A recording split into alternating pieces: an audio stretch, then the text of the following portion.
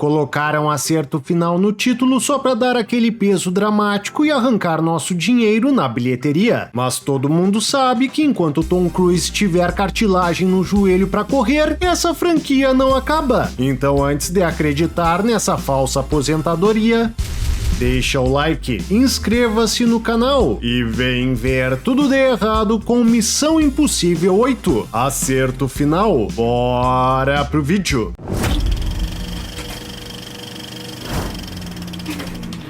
O filme começa contando os perigos da entidade /ChatGPT, até que Ethan recebe uma fita. Boa noite, Ethan. Aqui fala sua presidente. Como você não se reportará a mais ninguém, eu decidi contatá-lo diretamente. Mas se ele tá foragido, como é que tu conseguiu o endereço do cara? Recebesse do editor. Então a mulher começa a resumir a franquia. E embora nunca tenha acatado as ordens... Nunca é muito forte. Ele só não acatava as ordens quando alguém tentava incriminá-lo. E ele tinha que se virar por conta própria. Mas a carreira dele não foi só os filmes que nós assistimos, não é mesmo? Você nunca nos decepcionou. Você sempre foi o melhor dos homens. Eu quero que você seja esse homem agora. Esse homem que nunca segue ordens? Isso não se aplica a essa que tu vai dar? Você está de posse de uma chave que acreditamos ser um componente vital da nossa luta para obter o código-fonte da entidade. Precisava tu pedir para um editor colocar uma imagem da chave se formando e uma imagem do currículo do Ethan com a mensagem de desaparecido? Ou o editor que tá tentando impressionar o Tom Cruise para ver se consegue uma boquinha no próximo filme dele? Mas você se recusa a entregá-la, temendo que seu governo possa usar essa IA maliciosa como arma contra o resto do mundo. Ah, agora entendi. Tu tá dizendo pra ele até como ele se sente, pois essa mensagem na verdade é pra nós. Que atenciosa. Ela pede pra Ethan se entregar e o herói vai com Bendy se encontrar com Luther. É sempre bom te ver do lado certo da cerca. Mas que cumprimento é esse? Quando é que tu o viu do lado errado da cerca? Não me diz que isso é só pra quando vocês estiverem separados por uma cerca tu voltar a esse comentário. Eles decidem ir atrás de Paris Mantis, que ignorou o uniforme do presídio, pois só uma blusa cropped poderia mostrar que eles não esqueceram que ela tomou uma facada na barriga. Nossos heróis atacam os guardas para libertar Mantis e o único inimigo que se recupera é aquele que compartilha das ideias do herói. Que conveniente!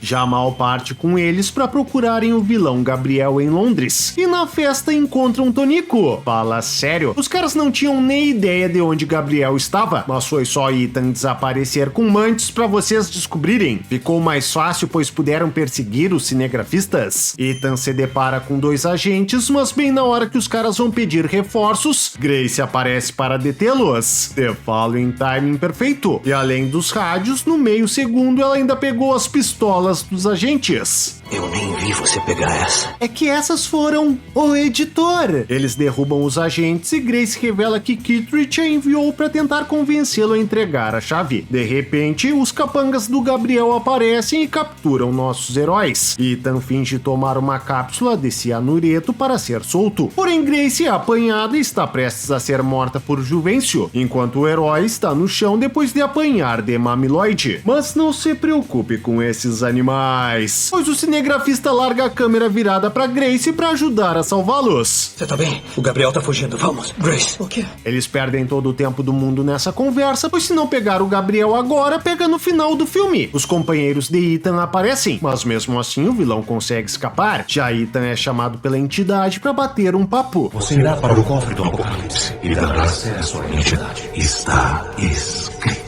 Tu acabou de dizer. A entidade tem infinitas possibilidades. E em todas elas ele dá acesso à entidade? Ou em apenas uma teu plano não dá certo, mas como tu não é o Thanos e o Tom Cruise acabou não sendo o Homem de Ferro, tu nem considera essa possibilidade. Já Gabriel encontra Luther, rouba o vírus que ele criou para matar a entidade e o deixa trancado com uma bomba que soterrará a pessoa que a desarmar. Então Ethan aparece. Ele precisa que você morra, porque você é o único que pode fazer outra pílula de veneno. Ah, para com isso, filme. O Bendy também entende de informática. Então por que o Luther não criou um manual de como criar o vírus? Ou porque ele não fez várias pílulas e deixou uma com cada um dos heróis? Ele quis manter tudo com ele para não o descartarem do filme? Então eles ficam conversando calmamente, pois sabem que independente da hora que Luther decidir desarmar a bomba, ainda haverá tempo suficiente para o Ethan escapar dos túneis. Ethan se entrega para os agentes americanos e descobrimos que Tonico é filho do Jim Phelps do primeiro filme. Não que isso fará diferença, é só pra gente ter um flashback do John Voight. O herói é levado até a sala da presidente e tenta convencê-los a ajudá-lo a destruir a entidade. Como pode garantir que a entidade não quer que façamos o que está propondo agora? Porque ela sabe que jamais fariam algo tão ilógico. Vocês nunca confiariam em alguém que já salvou o mundo umas 6 vezes agindo contra a ordem de vocês. Então a presidente, com a desculpa de temer ser detida por seus subordinados, manda secretamente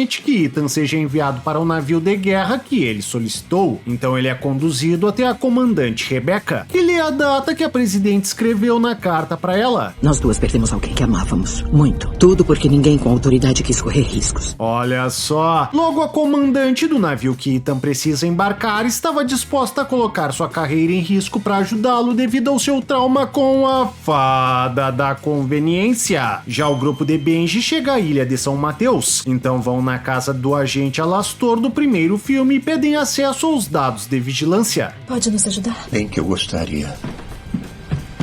Ah, não força a amizade, filme.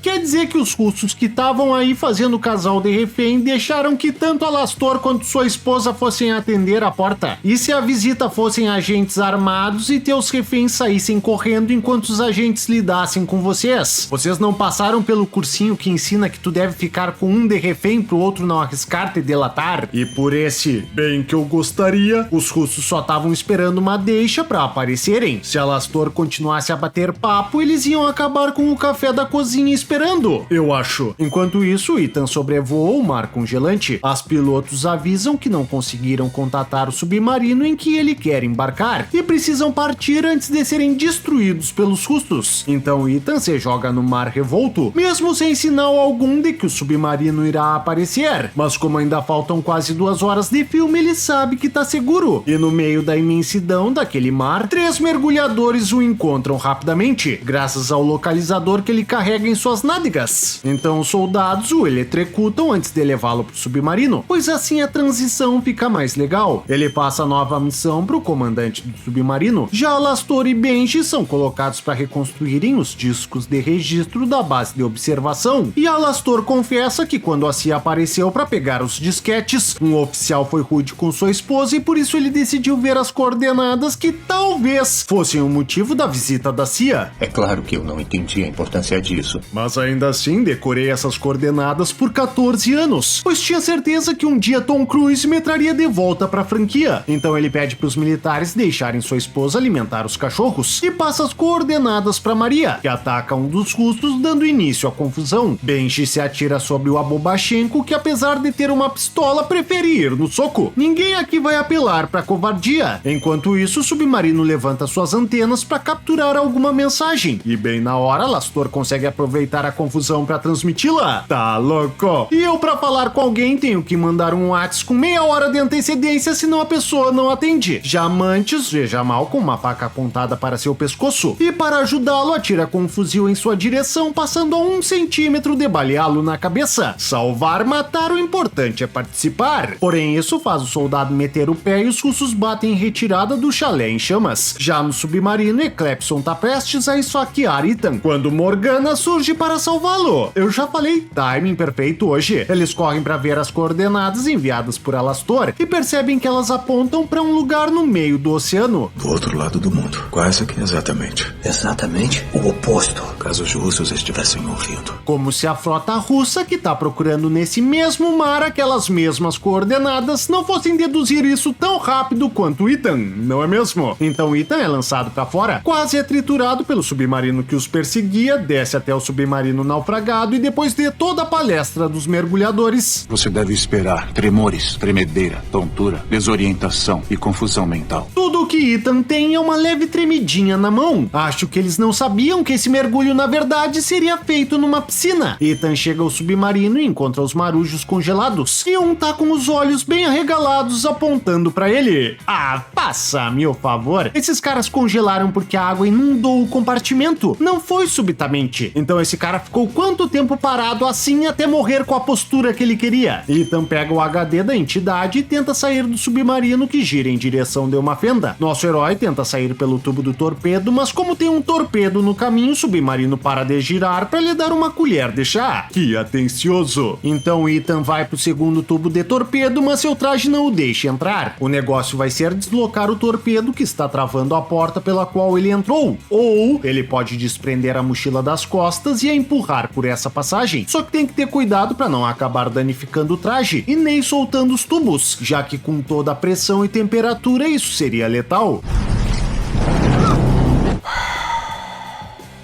Ethan sente um geladinho menos fiasquento do que tu quando vai entrar na piscina e é só isso. Se fosse ele no lugar do Matthew McConaughey em Interestelar, aposto que andaria pelo espaço só de bermuda. E ao ver que o herói já vai sair, o submarino resolve subitamente despencar na fenda só pra lhe dar um cagaço. Que ardiloso! Ethan vai saindo do submarino enquanto é arrastado mais para o fundo em alta velocidade. Mas isso em nada lhe afeta. Quem diria que todo esse tempo estávamos acompanhando o Aquaman? Ele começa a subir e a única coisa que o afeta é a falta de ar. Mas é claro, ele já estava sob a pressão de salvar o mundo. O que é a pressão da água perto disso? Então ele boia até a crosta de gelo, sendo revivido por Grace com uma massagem cardíaca. Nem desfibrilador precisaram. Mas a essa altura, por que não? Ele vai para o avião que está sendo pilotado por Dona Maria, que sabe-se lá onde aprendeu a pilotar. Mas todo o grupo foi escalado para participar da reunião, então ela que não faça nenhuma barbeiragem. Ethan conta seu plano maluco de invadir uma base de dados do governo, então eles partem para lá esperando encontrar dezenas de soldados que não têm motivos para deixá-los entrar. Cadê todo mundo? Sabem o que está por vir. Foram para casa. Mas se aí é o lugar mais seguro do mundo para se estar e por isso a entidade quer acessar esses servidores, por que diachos os caras não trouxeram as famílias deles para ir? Será que abandono de posto era o único crime que eles podiam cometer que seria conveniente para vocês? Então Ethan entra sozinho encontrando os homens do Gabriel e um explosivo similar ao que matou Luther. Agora me passa o Podkova que eu te deixo ir embora. Por que devo acreditar nisso? Porque você sabe que o nosso contrato me impede de te matar. Mas onde eu possa ver? Agora, se você quer saber como os agentes conseguiram entrar despercebidos numa base que só tem uma entrada, problema seu. O filme não lhe deve explicação. Qual é a jogada? A única jogada é dar isso pra ele e deixar ele ir. Mas tu tá de sacanagem? Por acaso tu acha que só dizer isso pro Kittredge vai ser o suficiente dele colaborar com o teu plano? Vai dar o carteiraço que tu é quem produz essa bagaça? Sem contar que do jeito que tu fala, só o Gabriel sendo muito burro pra não desconfiar que tu armou uma armadilha pra ele. E os comparsas do Gabriel fazem a volta nos agentes da CIA. Meu Deus. Essa é a única base militar em que a pessoa que tá de fora tá mais segura que a que tá dentro. É isso, Gabriel! Mata ele! Que conveniente. Gabriel foge. Benji toma um tiro ao pegar o HD Podkova, então Ethan vai atrás do vilão enquanto Mantis e Jamal, totalmente sem cobertura, metem bala nos terroristas que estão muito melhor posicionados, mas que não conseguem acertar em ninguém pois foram treinados por Stormtroopers. Ethan segue Gabriel, que dirige em alta velocidade por túneis estreitos, tendo como copiloto seu Omar, que tá tão inexpressivo que eu tô achando que esse velho já tá senil e não tem nem ideia do que tá acontecendo. Daqui a pouco eles soltam um: esse túnel é um atalho pra praia, meu filho. Enquanto isso, o Brochalino e a Bobadson batem no carro de Ethan. Porém, a Bobadson, que está com uma pistola, espera o herói sair de seu lado pra ir pro lado do motorista pra só então tentar atirar nele, já que de perto a Bobadson não teria desculpa nenhuma pra errar. Ethan capota e sai correndo atrás de seus inimigos que partiram de carro pra um lugar desconhecido, mas ainda assim ele tem tempo de alcançá-los pois pediu o Uber do editor. Seu Omar tenta atropelar Ethan, que se agarra sem problemas ao avião. Afinal, pra quem saiu ileso ao ser atropelado por um submarino, isso não é nada. E ele vai sendo arrastado sem ter qualquer consequência, mas vai ver é porque ele está acostumado a ficar encurralado. Já os outros se dividem em quem vai desarmar a bomba e quem vai ficar na sala do servidor para deter a entidade. Benji cita que quem lidar com a bomba morrerá de qualquer forma. Além do marido dela, quem mais essa velha acha que vai entender o que ela diz? diz. Ela acha que a legenda aparece pra eles também. De volta a Ethan, com um soco mal dado, ele nocauteia seu Omar, que como todo figurante tem um queixinho de vidro. Já Alastor começa a desarmar a bomba. Onde aprendeu a fazer isso? Nunca disse que aprendi. Mas ele é um gênio e gênios realizam genialidades que nós não geniais não entendemos. Já Ethan assume o controle do avião de Omar. Gabriel percebe e com a hélice de seu avião começa a cortar a cauda do avião do coleguinha. Fala sério, tua hélice é de adamantium ou tu quer cair também? Alastor, por sua vez, percebe que a bomba tem um mecanismo que permite a pessoa que a desarmar conseguir escapar se for rápida. Tá louco? É a primeira vez que o cara vê uma bomba e já descobriu uma brecha. Cursinho de esquadrão antibomba pra quê se tu é nota máxima no Enem? Mas o melhor de tudo é que a bomba tem 3 detonadores e precisa que os 3 sejam cortados ao mesmo tempo. E olha só, tem 3 pessoas aí. Quem é que iria adivinhar que a bomba foi armada pela fada da conveniência? De volta, Ethan. Eu vou jogar você no chão.